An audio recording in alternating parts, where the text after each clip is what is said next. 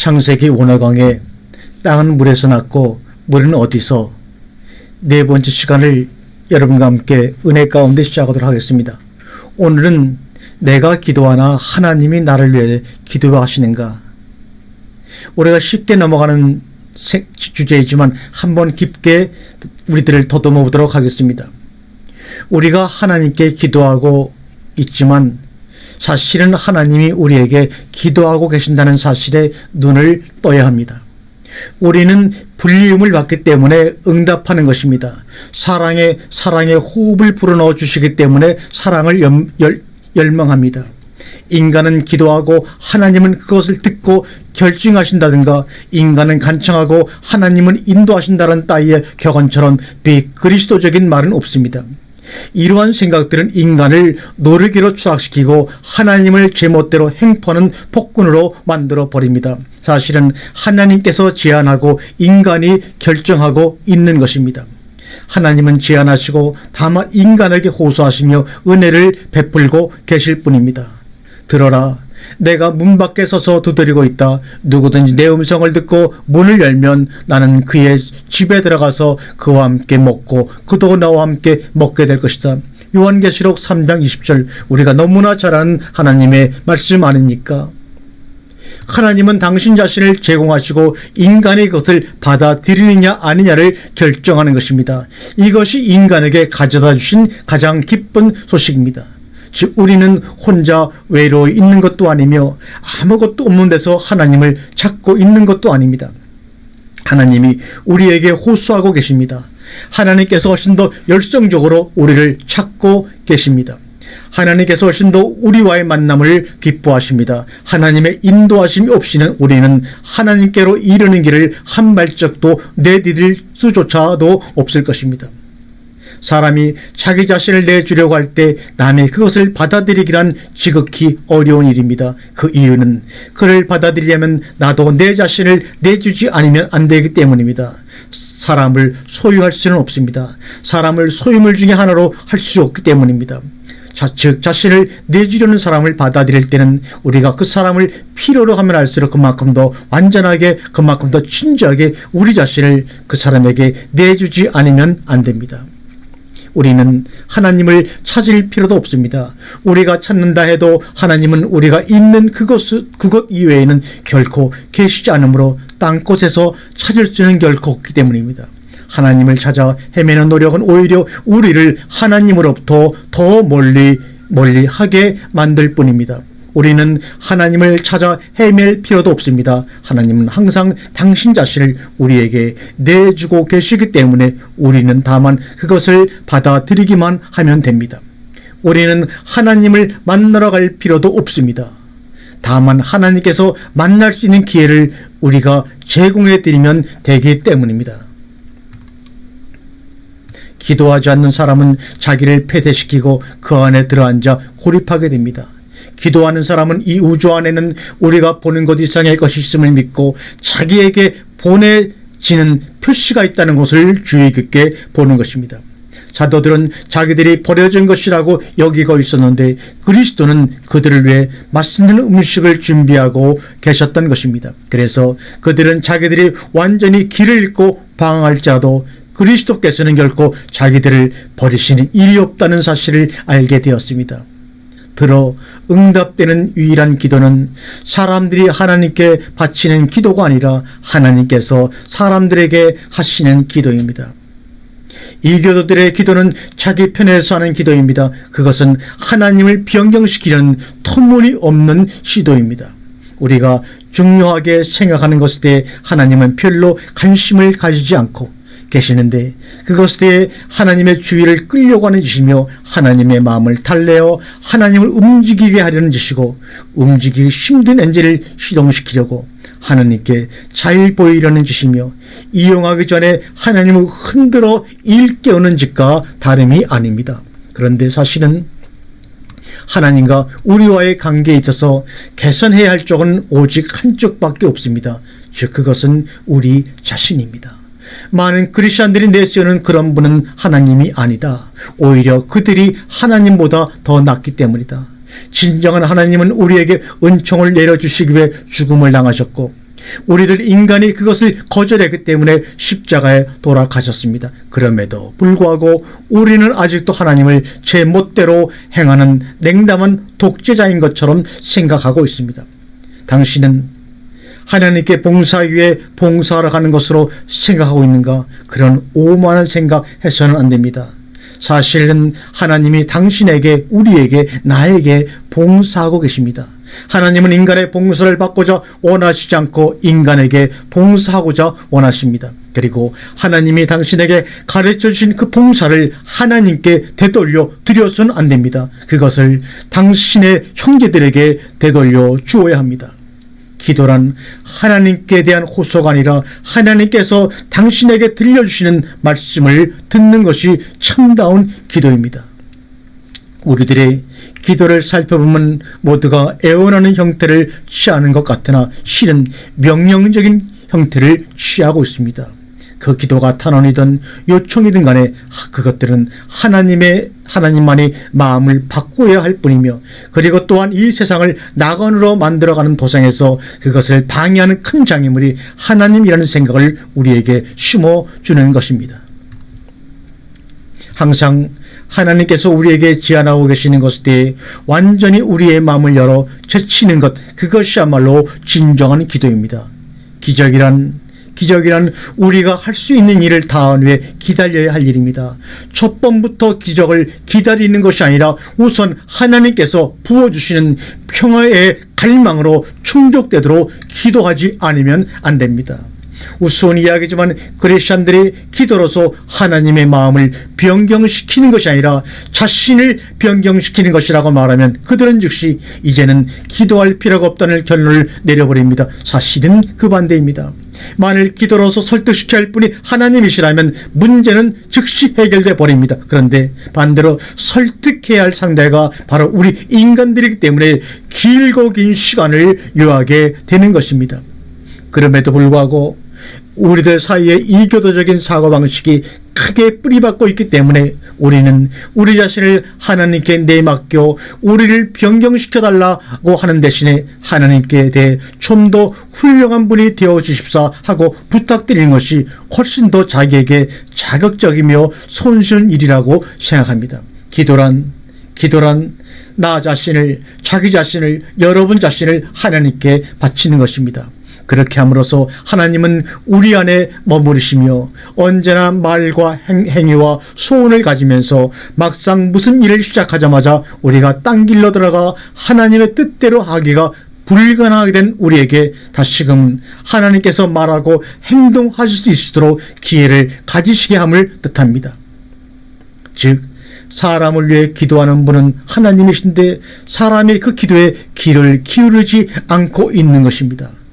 크리스찬의 기도란 하나님으로부터의 부르심을 상기하는 것, 즉 우리를 위한 하나님의 작정, 하나님의 제안에 동의함을 의미합니다. 이것이 바로 아멘의 참된 뜻입니다.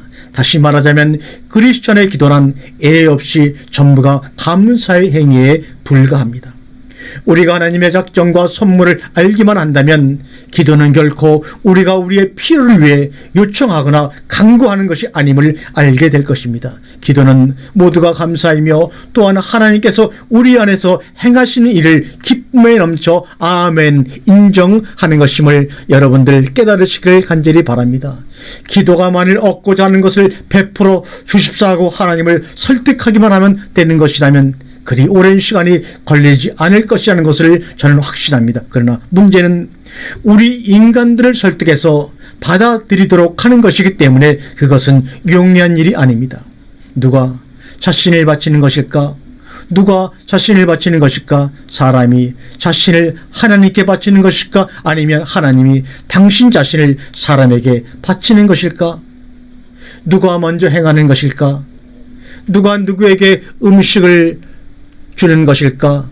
누가 누구에게 봉사하는 것일까? 하나님은 당신 자신을 우리에게 선물하고 계시는데 우리는 그 선물을 우리가 하나님께 바치는 봉헌물로 변경시켜 버리고 말았습니다.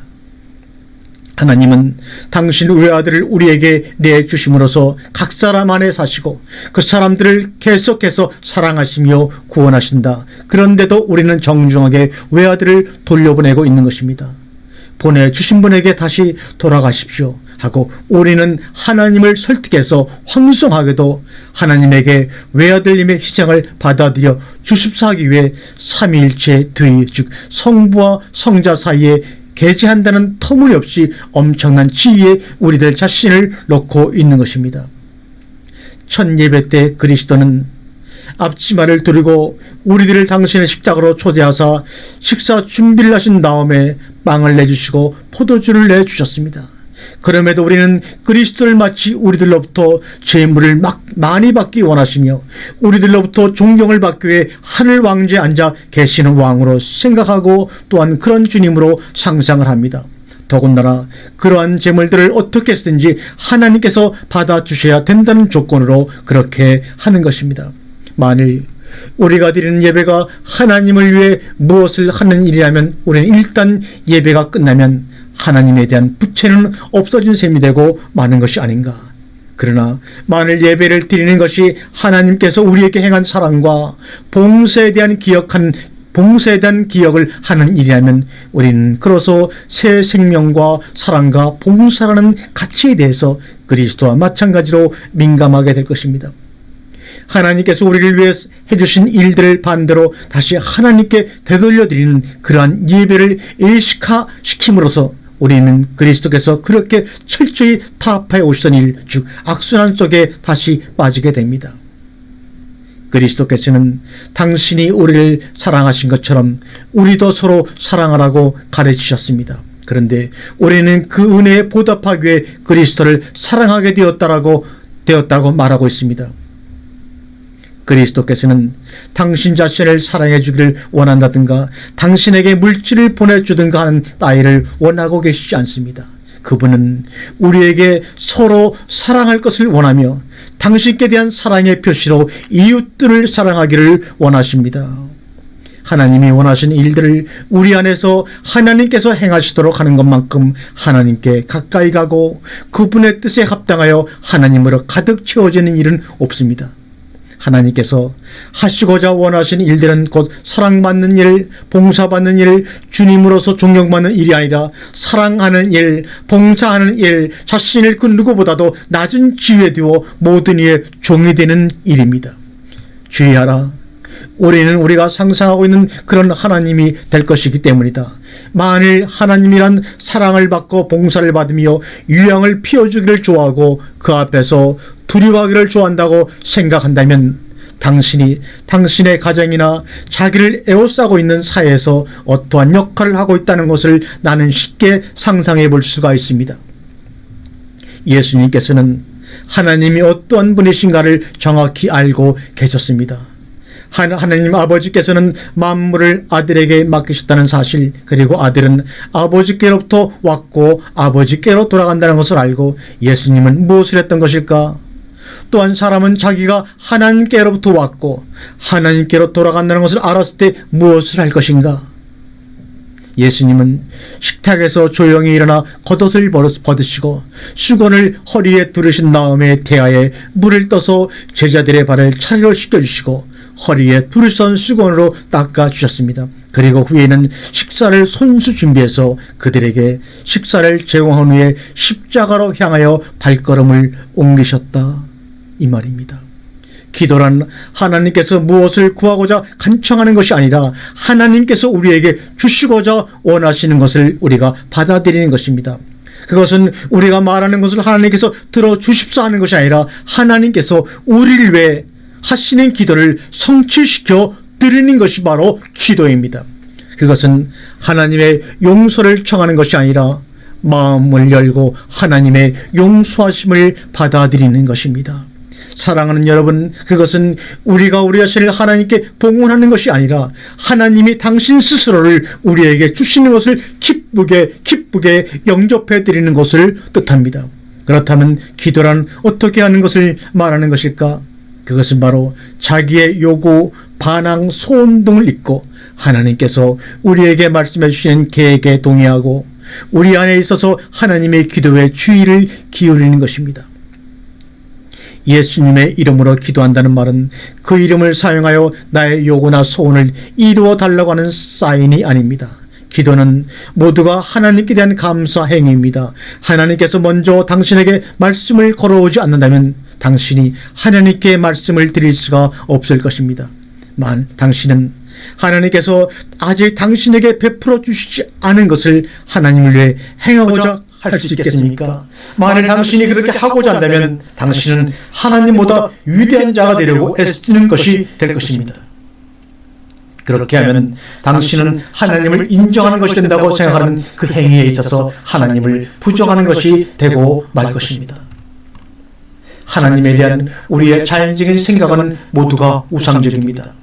사람이 하나님에 대해 너무나도 틀린 생각을 가지고 있기 때문에 하나님은 당신이 어떤 분이신가를 알리시기 위해 이 세상에 오셔야만 했습니다. 우상 숭배는 원시시대의 문명에만 특유한 것이 아닙니다. 그것은 현대의 사업입니다. 즉 우리들의 두뇌는 우상 제조소와 같은 것입니다.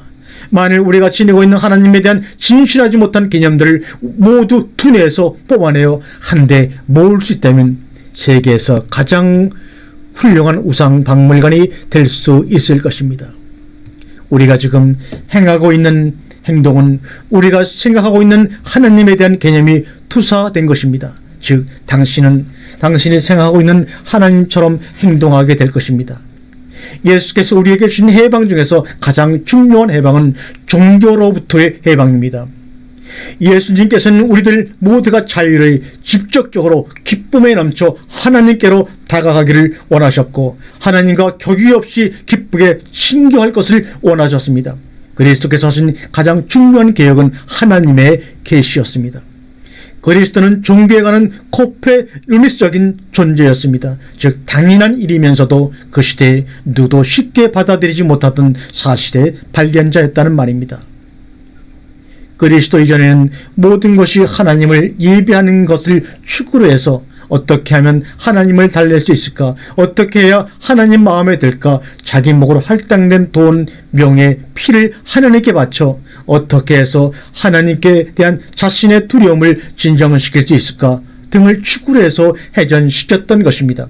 그러나 그리스도는 모든 것을 사람에 대한 봉사를 축으로 회전시켰던 것입니다. 진정으로 하나님을 예배하는 것은 인간을 사랑하고 존중하는 것입니다. 이교도들은 어떻게 하면 하나님 마음에 들까 하고 묻지만 그리스도인들은 당신의 형제들을 사랑하도록 하시오. 그 형제들에게 친절히 대하시고 복음을 전하시오라고 대답하십니다. 이교도에게 있어서 인간을 지한 모든 사물이 신성했습니다. 하나님의 영광은 사랑하는 데 있는 것입니다. 하나님은 당신이 얼마나 우리를 사랑하시며 우리 안에서 함께 고통을 겪으며 우리에게 희망을 걸고 있는가를 보이시기 위하여 세상을 창조하셨고 성경 그 중에서도 창세기 1장을 우리에게 허락하셨던 것입니다. 우리는 사랑할 때 사랑을 알 수가 있습니다. 당신은 자기가 다른 사람을 사랑하게 되었을 때 느끼는 그 사랑에 대해 경탄함으로서만이 비로소 하나님이 항상 당신에 대해 느껴오신 사랑의 항월경을 알게 됩니다. 어느 의미에서 하나님을 사랑할 필요가 없다. 사랑을 사랑한다는 것은 한심스러운 일이다. 하나님은 인간들의 사랑을 쟁취하려는 경쟁 상대가 아니라 사랑의 본질 자체입니다. 그러므로 우리가 사랑하는 것 이상의 것을 하나님을 위해 하지 않으면 안 됩니다. 즉 하나님을 자기 안에 육화시켜 하나님에 의해 자신을 신성하게 하고 자기 안에 계시는 하나님을 하여금 다른 사람들을 사랑하도록 하지 않으면 안 됩니다.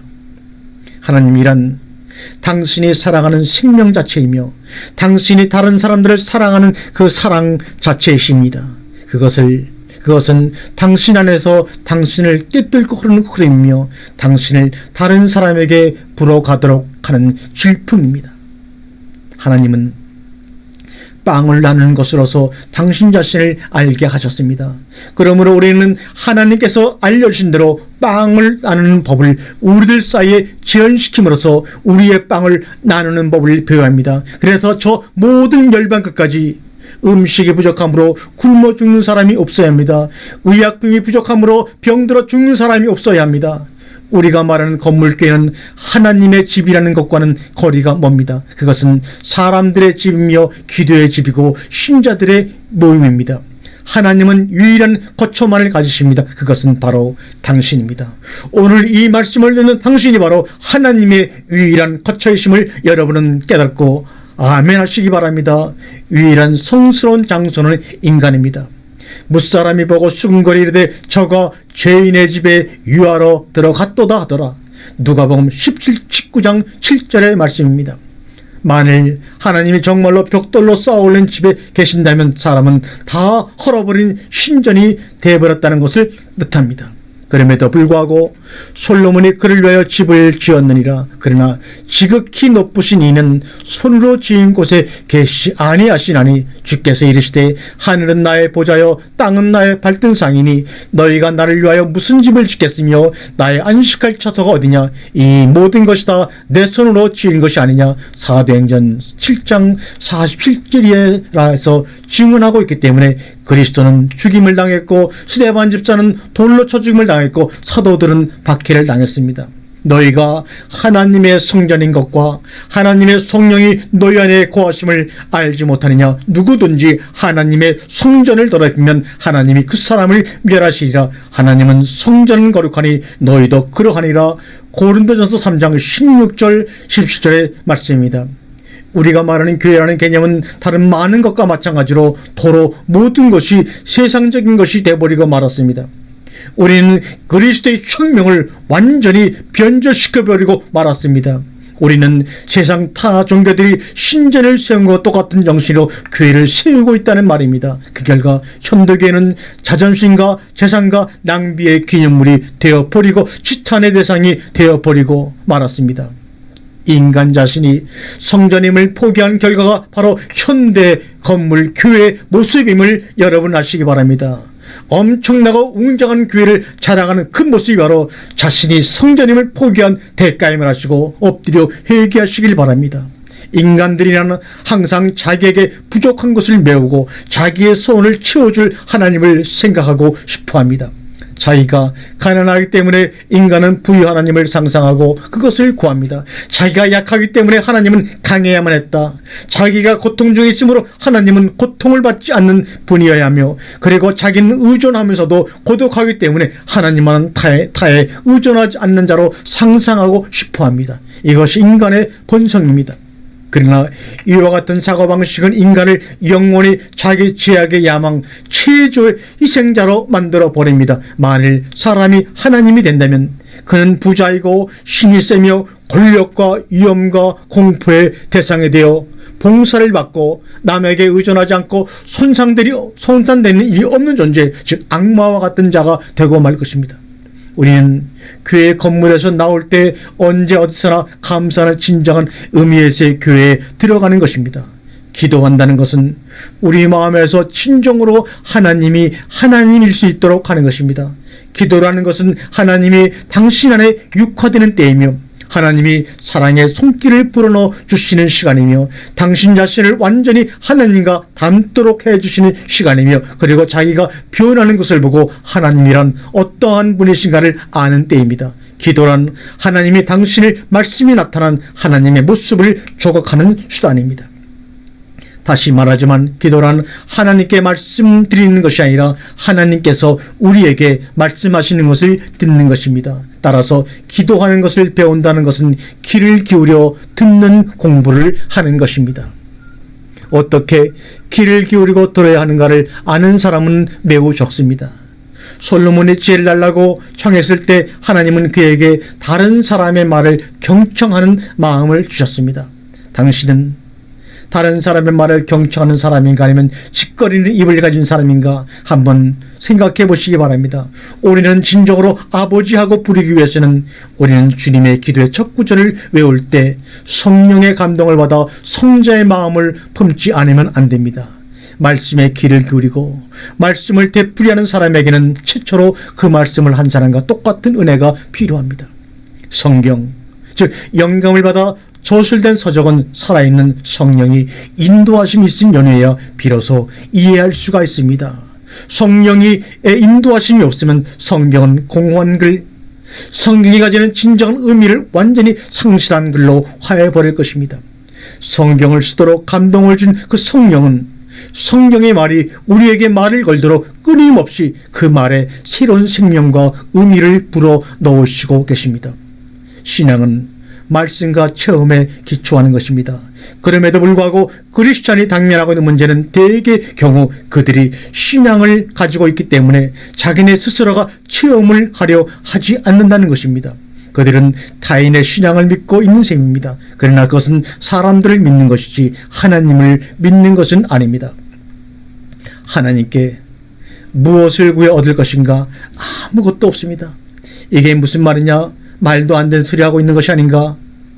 하나님은 당신이 가지신 모든 것을 우리에게 다 주셨으므로 우리는 아무것도 하나님께 요구할 수 없습니다. 그런데 하나님은 무엇을 가지고 계실까요? 하나님의 나라라는 것은 무엇인가요? 하나님께 마음을 여는 사람들에게 하나님은 무엇을 나누어 주시는 것일까요? 사람들이 상상하고 있는 그런 것은 아무것도 없습니다. 왜냐하면 하나님은 다만 사랑이실 분이시기 때문에 당신 스스로가 약하고 가난하며 괴로워하고 계시기 때문입니다. 예수 그리스도가 이 땅에서 제한당하신 것만큼 우리가 자유합니다. 그런데 예수님은 완전히 제한당하셨으니 우리는 온전한 자유인이 되었습니다. 영이신 하나님이 육체로 자신을 제한하시면서 이 땅에 태어나셨습니다. 이게 그분의 사랑이고 이게 그분의 죽음 아닌가? 세상에는 분명히 마귀라는 영적 존재가 있습니다. 기도로서밖에 추방할 수 없는 종류의 마귀가 있습니다. 그것은 하나님의 말씀이 들리지 않는 귀멍어리 마귀, 감사할 줄 모르는 벙어리 마귀, 자만심, 근심, 절망, 고독 등의 마귀가 바로 그러한 것들입니다. 그러나 활동으로서만이 내쫓을 수 있는 특별한 종류의 마귀도 있습니다. 환상, 감상, 소화성 성격, 자아도취, 태만 등의 마귀가 바로 그러한 것입니다. 그래서 만일 우리가 기도에만 전심하면 둘째 종류의 많은 마귀들을 마음속에 투수시킬 것이며 또 활동에만 전심하면 첫 번째 종류의 많은 마귀를 마음속에 투숙시킬 것입니다. 우리 인간이 기도한다는 것은 하나님께서 우리 인간을 완전히 조미할 수 있도록 하나님을 도와드리는 일입니다. 일단 우리 안에 살아계시면 하나님은 거기서 당신이 하고자 하시는 일을 하십니다. 즉 그분은 우리로 하여금 다른 사람에게 관심을 가지도록 자극을 하십니다. 믿는다는 것은 사랑할 수 있기 위해 사랑을 받아들이는 것입니다. 우리가 믿는다고 하는 것은 사랑할 수 있기 위해 사랑을 받아들이는 것입니다. 기도는 우리 각자를 애언자가 되게 합니다. 기도한다는 것은 세상을 구원하기 위한 하나님의 계획과 그를 위해 하나님과 함께 일해주기 바라는 하나님의 간청을 받아들이는 것입니다. 나는 지금부터 이 오병교회를 될 수 있는 한 많은 조각으로 나누어 최후의 만찬 때 여러분에게 나누어 드리겠습니다. 이 생명의 떡에 대해서 그 새로운 거처 깊은 데까지 들어가 사실 수 있도록 깊이 묵상하셨습니까? 그리스도는 여러분의 형체들 안에 들어가시기를 원하고 계십니다. 아무 말씀도 없이 아무것도 하지 않고 거기에 있는 그분을 예배하는 일은 쉬운 일입니다. 그러나 그리스도가 여러분의 남편, 여러분의 아내, 여러분의 자녀, 여러분의 이웃들 안에 육화하셔도 역시 그분을 예배할 수 있겠는지요? 그리스도는 부당하고 무리하게 금이나 은그릇에 강제로 넣어주기를 원치 않으시고 죄인들 안에 사시기를 좋아하십니다. 그리고 여러분 모두가 자기 안에 계시는 그리스도를 이웃들이 예배할 수 정도로 죄인이 되어 있는지 아닌지는 하나님이 아시고 계십니다. 실천 없는 기도는 하나님을 하나님답지 못하신 분으로 바꾸어 버립니다. 자기가 해야 할 일을 교모하기도 하나님대로 해달라고 하는 기도는 책임의 피요 무유무책이요 방종의 결과를 초래합니다. 우리가 하나님께 무엇을 청하든 하나님은 우리에게 그것을 이룩할 것을 부탁하십니다. 우리가 하나님으로부터 무엇을 받을 때에도 하나님은 우리만을 부탁하시고 그것을 다른 사람에게 베풀어 주시기를 간절히 원하십니다. 기도가 활동에 의해 자라지 않는다면 그것은 부당하게도 신비화돼가고 맙니다. 누가 당신을 위해 기도합니다라고 말해도 그것은 당신을 위해서는 아무것도 해주는 것이 없다는 것을 확신해도 좋습니다. 왜냐하면 그는 당신의 일에 아무것도 할 수 없다고 생각하고는 오직 하나님 손에 맡기겠다는 생각으로 있기 때문입니다. 그런데 미안하지만 하나님께서 갖고 계시는 유일한 손은 바로 우리들의 손일 뿐입니다. 그런데 미안하지만 하나님께서 갖고 계시는 유일한 손은 바로 당신들의 손뿐입니다. 우리들의 하나님을 향한 요청과 소원은 인간이 진보함에 따라 점점 후퇴해버립니다. 기도하는 자가 일하지 않을 때 일하는 자도 기도를 포기합니다. 일한다는 것이 기도하는 일을 하지 않아도 된다는 이유가 될 수가 없고, 일하는 것이 기도를 하지 않아도 된다는 이유도 될 수가 없다는 사실을 명심하기 바랍니다.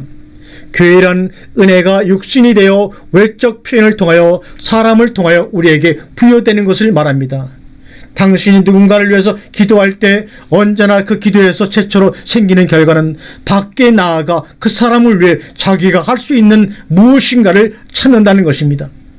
기도에 관한 기만으로 해서 아직도 미개척지로 남아있는 저 광대한 지역을 답사하기 위해 함께 나아가 보시기를 바랍니다. 나는 은혜를 전하기 위해서는 눈에 보이는 표지가 있어야 한다고 믿습니다. 만일 우리의 기도가 애 없이 모든 무엇인가 실천을 옮겨진다면 편지를 쓰거나 전화를 걸어주거나 무엇인가 정보를 수집하거나 밥을 먹이거나 하는 활동을 한다면 이 세상의 모습은 지금보다 훨씬 100배, 1000배 달라지고 말 것입니다. 기도란 하나님이 우리의 마음을 다른 사람들에 대해서 열도록 하나님에 대해 우리의 마음을 여는 것을 뜻합니다. 우리는 하나님에게서 나와 하나님에게로 돌아갑니다. 예수는 아버지께서 모든 것을 자신에게 위탁하셨으며 아버지에게 나와 아버지에게로 돌아간다는 것을 알고 계셨습니다. 사람이 하나님께서 나와 하나님께로 돌아간다고 할 때 그 사람은 무엇을 할 것인가? 예수는 수건을 허리에 차고 제자들의 발을 씻기셨습니다. 이것이 기도와 활동이 일치되는 점입니다. 하나님으로 충만되어 하나님께서 침투하시고 하나님의 순교를 받을 때 당신은 그리스도와 같이 십자가를 향해서 나아갈 수가 있습니다. 당신은 예수가 하신 것 같이 일하러 나가며 이웃의 발을 씻어주고 구두를 닦아주며 혹은 음식을 만들어 나누어 주기도 할 것이며 여러분의 가족은 지갑의 돈을 그들에게 나누어서 그들의 필요를 채워줄 것입니다. 다시 말하면 예수께서 즐거하셨던 일을 하게 됩니다. 즉 당신은 이웃을 돕는 자가 되는 것입니다. 현대인들의 대부분은 합주에만 너무 열중한 나머지 자기 악기의 음료를 맞출 여유를 갖지 못한 연주자와 같습니다. 그래서 그들은 자기들이 사람을 기쁘게 해주고 있는 줄로 착각하고 그 맞지도 않는 악기를 필사적으로 연주합니다. 그러나 그들은 연주를 중단하고 잠시 퇴장했다가 악기를 고른 다음 다시 연주에 나서 올바르게 연주할 용기와 수치심을 가질 필요가 있습니다. 기도한다는 것은 하나님의 말씀이 우리에게 닿았을 때 우리가 바라는 음향과 같은 것을 경청하는 것입니다. 그것은 얼마나 약하며 얼마나 희미하며 애매한 소리던가. 우리는 성령이라는 음차를 가지고 나와 어떻게 하면 명확하고 음률이 맞는 소리를 낼 수 있는가를 연습해야 합니다. 즉 자기들의 악기의 음률을 고르는 것을 연습해야 합니다. 그런 연주에 나와야만 합니다. 그렇게 할 때만이 사람들은 진심으로 기뻐하며 우리의 음악에 귀를 기울여 줄 것입니다.